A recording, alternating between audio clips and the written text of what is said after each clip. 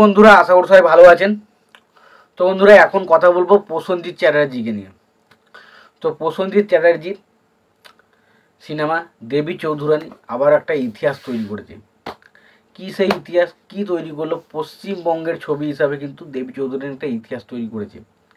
সেটা কি না, এই প্রথম পশ্চিমবাংলার ছবি হিসেবে কিন্তু আমেরিকার টাওয়ার স্কোয়ারে দেখা হয়েছে। টাওয়ার স্কোয়ারে কিন্তু এটা দেখানো হয়েছে। এটা কিন্তু বিরাট বড় একটা অ্যাচিভমেন্ট, কারণ বাংলা ছবি এর আগে ইউএসএতে দেখানো হয়েছে এটা তো আমি সম্ভবত শুনিনি।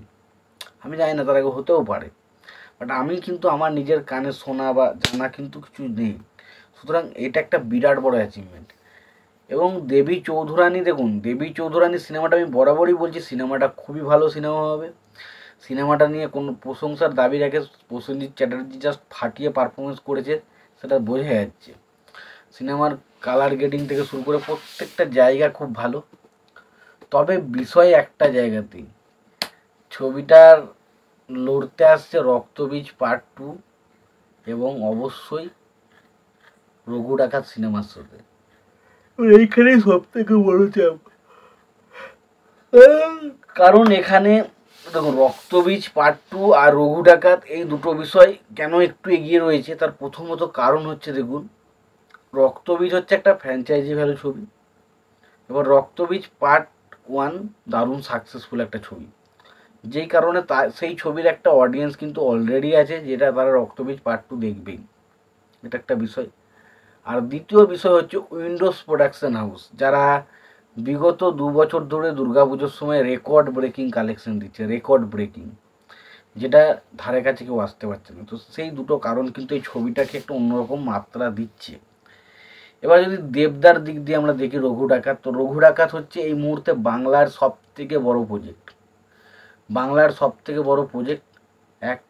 দ্বিতীয়, আমরা রিসেন্ট টাইম দেখতে পাচ্ছি দেবদার জন্য মানুষের কি ক্রেজ, মানে ধূমকেতু কি করছে সেটা আমরা দেখতে পাচ্ছি। তো সেইটা একটা বিষয় রয়েছে ফ্যাক্টর। এবং অবশ্যই এসবিএফ এর মতন এত বড় একটা প্রোডাকশন হাউস যখন ছবির সাথে যুক্ত, সেটা একটা চাপের ব্যাপার থেকে। এবার দেবী চৌধুরানীর ক্ষেত্রে হচ্ছে সব থেকে বড় হচ্ছে সিনেমাটার, প্রসেনজিৎ অবশ্যই বড় একজন স্টার, বাট বিষয় হচ্ছে দেবী চৌধুরানী শো পেতে কিন্তু একটু হলেও সমস্যা হবে, কারণ উইন্ডোজ প্রোডাকশন হাউস তার একটা ইয়ে রয়েছে, সে পেয়ে যাবে ভালো রকম শো। এবং দেব তখন দুজন যদি শোটা নিয়ে নেয়, বাকি যে বেঁচে কুচে যে শোগুলো পড়বে সেগুলো কিন্তু দেবী চৌধুরানীর ক্ষেত্রে পড়বে। এবার দেবী চৌধুরানী সিনেমাটা যদি খুবই ভালো হয়, দারুণ হয়, তাহলে কিন্তু পরবর্তী সময় আবার গ্রোথ দেখতে পারে।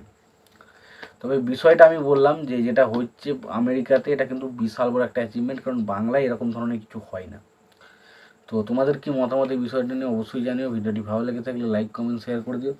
চ্যানেলটা নতুন হয়ে থাকলে অবশ্যই তোমরা চ্যানেলটা সাবস্ক্রাইব করে নিও, পাশে বেল আইকনটা অবশ্যই প্রেস করে দিও। ভালো থেকে সুস্থ থেকে দেখা পরে ভিডিও।